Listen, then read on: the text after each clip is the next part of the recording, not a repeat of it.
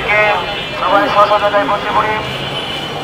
আমরা এখন আমাদের আজকের নবম দিনে আজকের যে কার্যক্রম চলছে এ পর্যায়ে আমাদের মাঝে বক্তব্য রাখবেন, স্বাগত বক্তব্য এবং উদ্বোধনী অনুষ্ঠান ঘোষণা করবেন বাংলাদেশ প্রতিবন্ধী বিদ্যালয় সমন্বয় পরিষদের সংগ্রামী সভাপতি আমাদের প্রতিরোধের জননেতা জনাব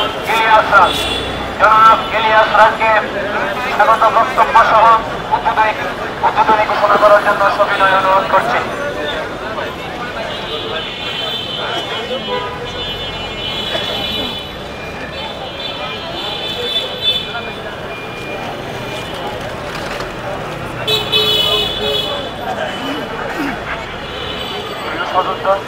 আসসালামু আলাইকুম। আমাদের আজকে 23তম আন্দোলনের নবম দিনের কার্যক্রম আমরা শুরু করতে যাচ্ছি। একটা বিষয় হচ্ছে যে আমরা অধিকার আদায় করতে আসছি। মানুষ যখন অধিকার আদায় করতে আসে তখন সবচেয়ে বেশি সুশৃঙ্খল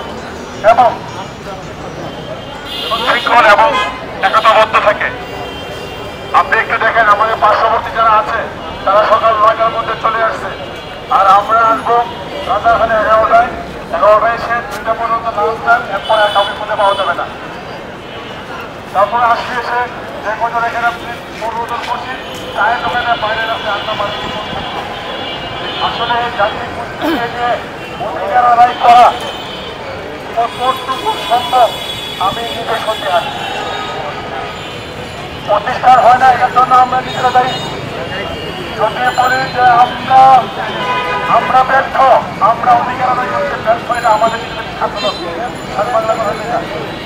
আমি অনেক জেলা কমিটি সভাপতি এবং